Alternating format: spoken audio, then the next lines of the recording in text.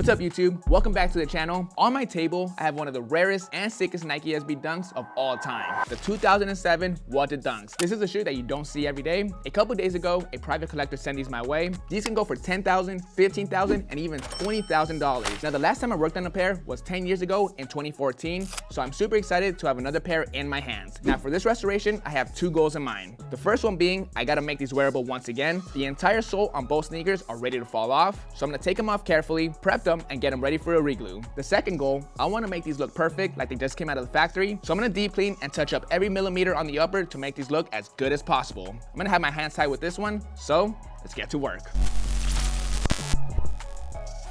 The Nike SB Dunk Low What The is a work of art in the sneaker world, combining elements from some of the most iconic SB Dunk colorways into a single creation. Released in 2007, the shoe features a mismatched design that pulls from 31 legendary releases such as the Paris, Hemp, Shanghai, Hunter, Raygun, Jedi, Buck, Cali, Diamond Supply, and Lucky, to name a few. Each section of the sneaker showcases unique materials and graphics, including the famed Pigeon logo, the bold tie-dye pattern from Huff, and the metallic gold swoosh from the Takashis, among others. The final result is a sneaker that's as visually stunning as it is rich in history. Since then, the What The concept has been adopted across other lines, including the What The Kobe's, What The KD, What The P-Rods, and the most recent What The Ducks Dunks, but it's the original What The Dunk that remains a grail among sneaker collectors. Now the first thing I want to do is remove the soles on both sneakers so I can focus on the uppers and soles separately. To do so, I gotta take out the laces and insole, then carefully remove the stitching from the midsoles. Typically, I always cut this part off, but in this case, I gotta save it because the green thread matches the green midsole perfectly. Same thing with the brown thread and the brown midsole. It's not easily replaceable, plus I wanna keep these shoes as original as possible. To do this, I'm gonna use a pick to get it started, then carefully, I'm gonna remove the rest of the thread by hand. One thing to watch out for is to not yank on the thread too hard. In the past, specifically on these older pairs, I've had the thread snap on me from yanking too hard, and that's something I definitely don't want happening on this expensive pair. As I was taking off the thread, I noticed something funky. It skipped about 2 or 3 holes. That's weird. Now the question is, do I leave it factory or do I put the 2 holes back in? We'll find out.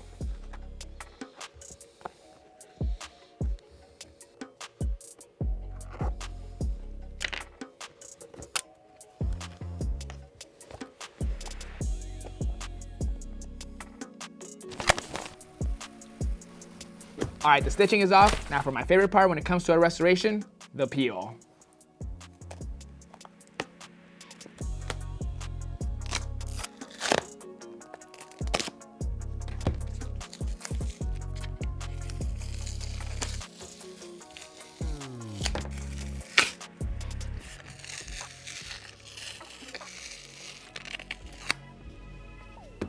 Tell me that wasn't satisfying. Now those still need work, but we'll come back to those later. This next step, I'm gonna get it out of the way just because it's the longest step in this restoration. I gotta do some skiving, meaning I gotta shave off that thin layer of glue where the midsole sat in order to get it ready for the new glue. For this step, I'll be using a sharp blade.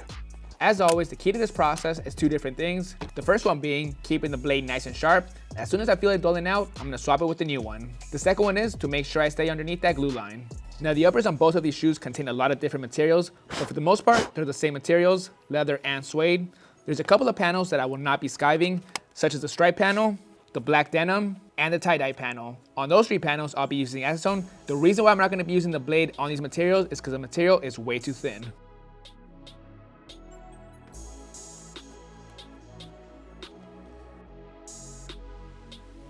Let's keep it moving. These soles need a deep clean. Luckily for me, they're not heavily worn down, but there's still a lot of grime all around the red. You can see it right around the edges.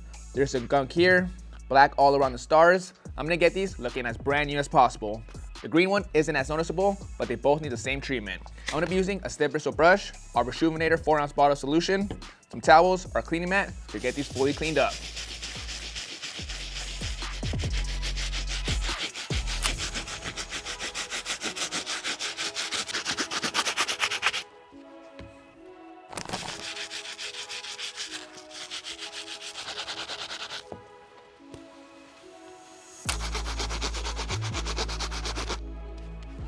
All right, 3 sessions. These look great. They look almost perfect. I'm gonna go to the sink and rinse these, let them dry so we can get back to some more prep work.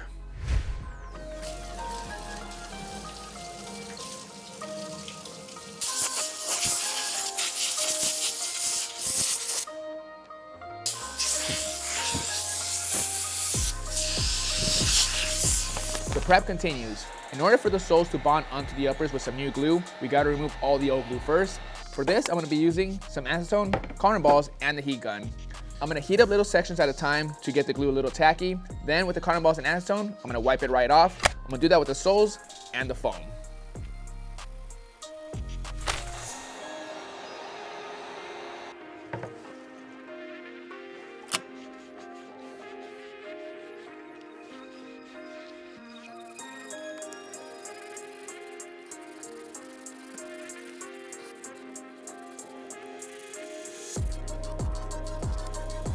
Prep is fully done on these parts. Real quick, I'm gonna show you a trick.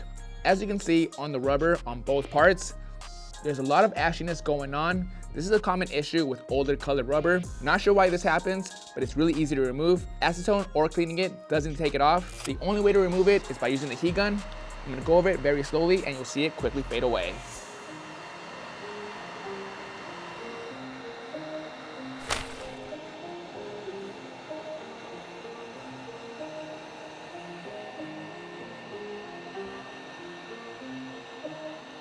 Prep is fully complete on the soles. Let's move on to the uppers. On the lasting boards, we gotta go in with some acetone and cotton balls to do the same thing and wipe off the glue. This time, I'm gonna be using some Q-tips to touch up the areas that I didn't skive, like the tie-dye, the stripes, and the denim. Right now, I'm gonna clean up these sneakers. These uppers are gonna get 2 different cleaning sessions. The first way is the dry clean method, meaning I'm not gonna be using any water or solution for this part. I'm only gonna be focusing on these tools, the soft bristle brush to dry brush the entire sneaker. I'm also gonna be using our suede kit that comes with our suede eraser and suede brush. I'll be using these 2 tools on the ankle area of the sneaker. There is some suede with some marks. I don't think it's fully gonna come out, but it's gonna break down some of those marks. The other brush I'll be using is this brush with stiffer bristles. This brush I'm mainly gonna be using on the insoles. As you can see, there's a ton of lint and gunk. All of that's gonna come off with this brush. Throughout this entire process, I'll also be using the compressor. As I'm doing this step, I'm watching out for a couple different materials. The first material I'm staying away from is the red suede. There is a good chance that it can bleed onto the light color suede. I don't want that. Same thing with the chrome swoosh on the opposite side. The material is very delicate. If I'm not careful, I can rub the material and it'll scrape right off.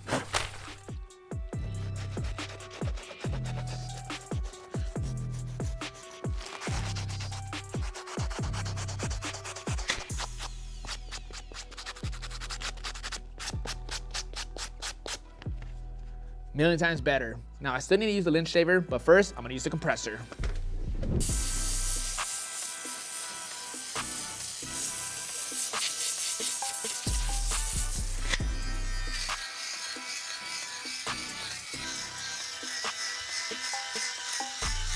First part of the cleaning is complete. The second part will take place once the soles are attached.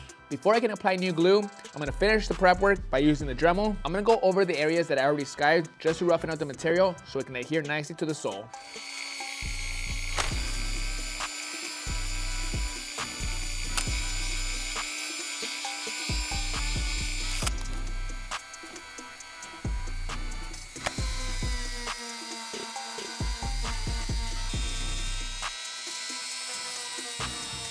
Finally, prep work's complete. Let's lay down some glue. For this, I'll be using Bar Super Stick. I'll lay down a thin coat on the uppers, the foam, and the soles. Let it sit for a few hours, and then we'll bond everything together.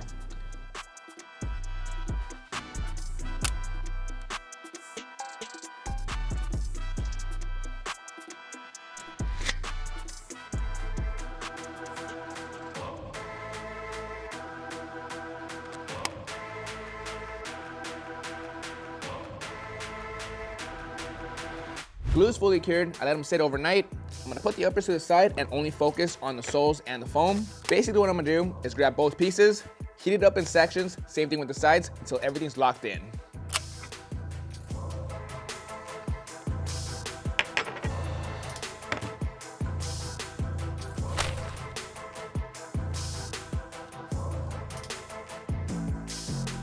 Part 1 of the glue job was a success. Now let's move on to the uppers. This part's tricky. I added some tape to the toe box, the front of the sole, and the back to make sure everything lines up perfectly. I'm gonna heat up this area just for a couple seconds, stick it together. Once that part is locked in, I'll jump to the back, let it dry for a sec, and do all the sides. All right, everything's in place. Both of these look really good. Last step, I gotta glue down the lasting boards. Glue's already been applied. All I gotta do is heat it up from the inside, press down on it, and they're good to go.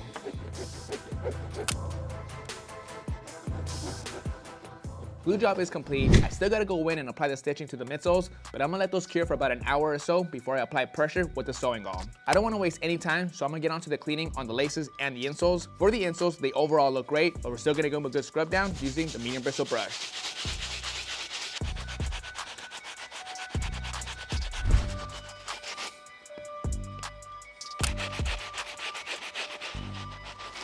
These look great. I'm gonna go to the sink to rinse out all the soap. Back to the shoes. I got the original thread here, the green, the brown, and some brownie black. I'm gonna be using this thread for the inside. I am replacing the old one just so I can have more to work with. The outside thread is the important part to keep original. Now this is all I have to work with. Same thing with the brown. I have to make this work. No mistakes are allowed.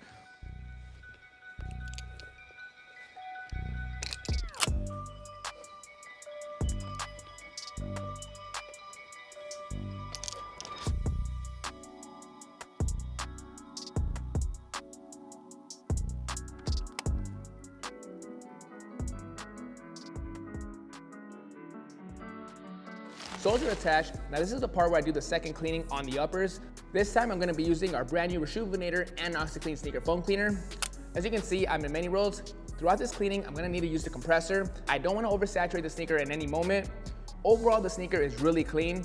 The main areas I'm gonna be focusing on is the head material. There's a couple of stains here and there. Same thing with the elephant print, the suede on the ankle area, and the red suede. Again, for the most part, I'm gonna give it a good scrub using the soft bristle brush without oversaturating the materials.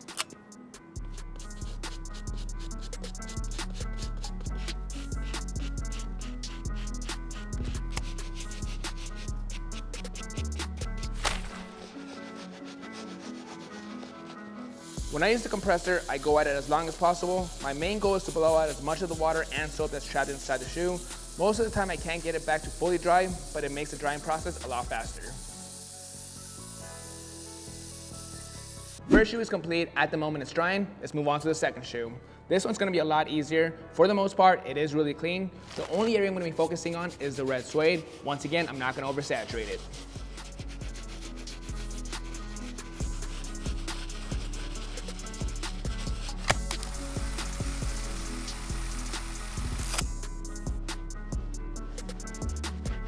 After the second cleaning, these shoes look so much better. All that's left to do is to lace them up. Restoration is complete. All that's left to do is to preserve these sneakers using Capsule's preservation system. Capsule is a reusable, airtight preservation pod that stores sneakers to double the lifespan and keep them in pristine condition. It protects materials such as polyurethane, rubber, suede, nubuck, leather, canvas, denim, knit, and nylon. Designed to double your shoe's lifespan and prevent yellowing, aging, and crumbling by 2 times. Preserve your grills with Capsule's lab-tested pods and preservative, just like these What the Dunks. Head over to Capsule's website. They have a great Cyber Monday deal for 30% off. Alright guys, that's going to bring us to an end on this full restoration on these What the Dunks. This restoration turned out perfect. They're back to being fully wearable. A lot of prep work to get it to this point. During the cleaning, I had to be very strategic to not ruin anything on the sneaker. By far, this is the best What the to ever come out. None of the rest compare. These just happen to come across my desk, but at the moment, I'm looking for extremely rare sneakers to restore, just like these. In the past, I've done a lot of restoration for subscribers. If you have something like these, send me an email to fran@rejuvenator.com. This is Vick Almighty. Shout out to Capsule for sponsoring this video. It's Cyber Monday, so head over to rejuvenator.com and take advantage of those deals. I'll catch you guys on Monday. See you guys.